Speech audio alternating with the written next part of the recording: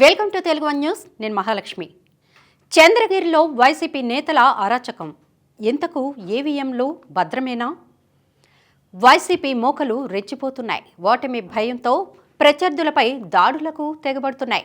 ఏకంగా తెలుగుదేశం అభ్యర్థులపైనే హత్యాయత్నానికి పాల్పడుతున్నాయి.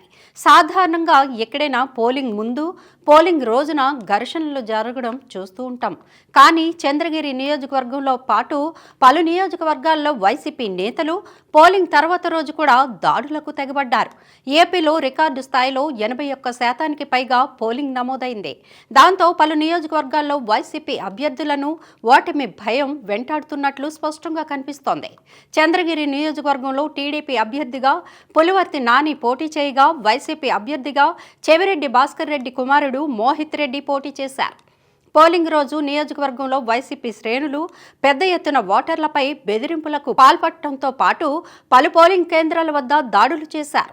అయినా వారిని ఓటమి భయం వెంటాడుతుండటంతో ఏకంగా తెలుగుదేశం అభ్యర్థిపై హత్యాయత్నానికి పాల్పడ్డారు. ఒక పక్క పోలింగ్ కేంద్రాల్లో ఈవీఎంలను స్ట్రాంగ్ రూమ్లకు తరలించే క్రమంలో అధికారులు తెలుగుదేశం నేతలకు సమాచారం ఇవ్వలేదన్న ఆరోపణలు కూడా ఉన్నాయి. దాంతో స్ట్రాంగ్ రూమ్ల వద్ద అధికారుల సహకారంతో ఈవీఎంలో ఏమైనా మతలబు జరిగిందా అనే అనుమానాన్ని తెలుగుదేశం నేతలు వ్యక్తం చేస్తుండగా, పులివర్తి నానిపైనే హత్యాయత్నం చేయడం, ఆయన గన్మెన్ను తీవ్రంగా గాయపరచడం ఏపీలో సంచలనంగా మారింది. నాని వాహనంపై దాడికి సంబంధించిన దృశ్యాలు వెలుగులోకి రావడంతో చంద్రగిరి నియోజకవర్గం ఏమైనా ఆఫ్ఘనిస్తాన్ దేశంలో ఉందా అనే అనుమానం కలగక మానదు. చంద్రగిరి తెలుగుదేశం అభ్యర్థి పులివర్తి నానిపై చెవిరెడ్డి భాస్కర్ రెడ్డి పెంచి పోషించిన గూండాలు పక్కా ప్లాన్ ప్రకారమే హత్యాయత్నానికి పాల్పడినట్లు తెలుస్తోంది. చంద్రగిరి నియోజకవర్గంలోని ఈవీఎంలను తిరుపతిలోని పద్మావతి మహిళా యూనివర్సిటీలో ఏర్పాటు చేసిన స్ట్రాంగ్ రూముల్లో భద్రపరిచారు. మే 5 సాయంత్రం స్ట్రాంగ్ రూమ్లో ఈవీఎంల పరిశీలనకు పులివర్తి నాని, ఆయన సతీమణి సుధారెడ్డితో పాటు పలువురు తెలుగుదేశం నేతలు యూనివర్సిటీకి వెళ్తున్నారు. యూనివర్సిటీ లోపలికి ఎంటర్ కాగానే నాని కార్యకర్తలతో మాట్లాడుతుండగా, ఆయన వెనుకాలే ఉన్న సుధారెడ్డి వాహనం సైడ్ తీసుకొని యూనివర్సిటీ లోపలికి వెళ్ళిపోయింది. ఈ క్రమంలోనే అప్పటికే అక్కడ కాపు కాసి ఉన్న వైసీపీ గోండాలు రాడ్లు, పెద్ద సుత్తి, బీరు సీసాలతో నాని కారుపై దాడికి తెగబడ్డారు. ఈ ఊహించని పరిణామంతో కొద్దిసేపు నాని, ఆయన గన్మెన్, టీడీపీ నేతలు కారులో ఉండిపోయారు. దాంతో వైసీపీ గూండాలు రాడ్డులు, బీర్ బాటిల్స్తో దాడిని ఉధృతం చేశారు. నాని ఉన్న కారు అద్దాలను రాడ్డులతో పగలగొట్టి హత్యాయత్నం చేశారు. గన్మెన్స్ అప్రమత్తమై నానిని కారు దింపి అక్కడి నుంచి పంపించి వేశారు. నాని వెళ్తుండడంతో అతనిపై కొంతమంది వైసీపీ నేతలు దాడికి యత్నించగా గన్మెన్ అడ్డుకున్నాడు. వైసీపీ జెడ్పీటీసీ పెద్ద సుత్తితో గన్మెన్పై దాడి చేశాడు. ఈ దాడిలో నానితో పాటు గన్మెన్కు పలువురు టీడీపీ నేతలకు గాయాలయ్యాయి.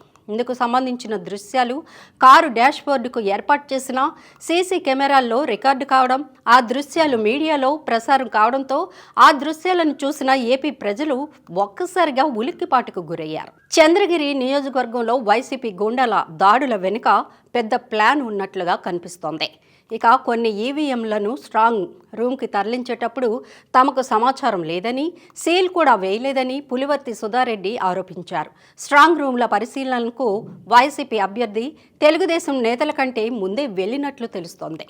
దీన్ని బట్టి చూస్తే ప్లాన్లో భాగంగానే వైసీపీ నేతలు పులివర్తి నాని వాహనాలపై దాడులకు దిగినట్లు తెలుస్తోంది. తెలుగుదేశం అభ్యర్థి వస్తున్నట్లు ముందుగానే సమాచారం అందుకున్న వైసీపీ గుండాలు దాడికి చేసేందుకు కాపు కాసుకొని ఉన్నారు. వీరిని స్ట్రాంగ్ రూమ్ల వద్దకు వెళ్లకుండా అడ్డుకునే ప్రయత్నం చేయాలని ముందుగానే అనుకున్న ప్లాన్ ప్రకారం దాడులకు పాల్పడినట్లు టీడీపీ నేతలు ఆరోపిస్తున్నారు. అయితే వైసీపీ గూండాల దాడి కంటే ముందే సుధారెడ్డి స్ట్రాంగ్ రూమ్ల వద్దకు చేరుకున్నారు. పులివర్తి నానిపై దాడి అనంతరం సుధారెడ్డి మాట్లాడుతూ, కొన్ని ఈవీఎంలకు సీల్ వేయకుండానే, తమకు సమాచారం లేకుండానే స్ట్రాంగ్ రూమ్లకు తరలించినట్లు ఆరోపించారు. ఇక పోలింగ్ సమయం నుంచి కొన్ని పోలింగ్ కేంద్రాలకు చెందిన ఈవీఎంలో మతలబులు జరిగినట్లు తెలుగుదేశం నేతలు ఆందోళన వ్యక్తం చేస్తున్నారు. ఈ వ్యవహారాన్ని పక్కదారి పట్టించేందుకు ముందుగానే వేసుకున్న ప్లాన్ ప్రకారమే యూనివర్సిటీ ఎంట్రన్స్లో వైసీపీ గుండాలు దాడికి పాల్పడినట్లు అనుమానిస్తున్నారు. అయితే కారు డాష్ బోర్డులకు ముందుగానే తెలుగుదేశం అభ్యర్థి సీసీ కెమెరాలు ఏర్పాటు చేయడంతో వైసీపీ గూండాల అరాచకం వెలుగులోకి వచ్చింది. చెవిరెడ్డి భాస్కర్ రెడ్డి పెంచి పోషించిన వైసీపీ గూండాలు పోలీసులపైన దాడులకు తెగబడ్డారు. పోలింగ్ రోజు ఓ సీఐను గాయపరిచారు. అయినా పోలీసుల్లో చలనం లేకపోవటం ఏపీ ప్రజలను ఆశ్చర్యానికి గురి చేస్తోంది. వైసీపీ నేతలు కాకుండా ఇతర పార్టీల నేతలు పోలీసులపై చేయి ఎత్తితేనే పెద్ద రాద్ధాంతం చేసే ఏపీ పోలీసులు వైసీపీ గూండాలు ఏకంగా దాడులు చేసినా కిక్కురు మనకుండా పడి ఉండటం విస్మయం కలిగిస్తోంది. స్ట్రాంగ్ రూమ్లో భద్రపరిచిన యూనివర్సిటీ లోపల టీడీపీ అభ్యర్థిపైన వైసీపీ గూండాలు దాడులకు పాల్పడిన విషయంపై జిల్లా ఎస్పీ స్పందించారు. ఆసుపత్రిలో చికిత్స పొందుతున్న వారిని పరామర్శించామని తెలుగుదేశం నేతలు ఇచ్చిన ఫిర్యాదు ప్రకారం నిందితులను పట్టుకునేందుకు స్పెషల్ టీములను ఏర్పాటు చేశామని చెప్పారు. అయితే ఈవీఎంలు భద్రపరిచిన పద్మావతి మహిళా యూనివర్సిటీ ఎంట్రన్స్లోనే టీడీపీ అభ్యర్థిపై బీరు బాటిళ్లు, పెద్ద సుత్తి, రాడ్లతో దాడి జరుగుతుంటే పోలీసులు ఏం చేస్తున్నారనే ప్రశ్నకు ఎస్పీ నుంచి సమాధానం రాలేదు.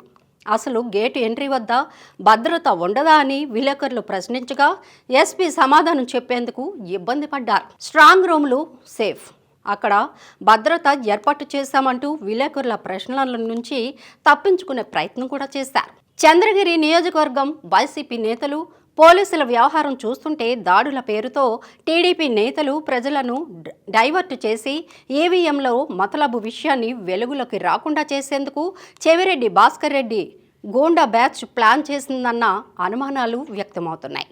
ప్రస్తుతం తెలుగుదేశం నేతలు ప్రజల నుంచి వస్తున్న ప్రశ్న ఈవీఎంలు సేఫేనా అని.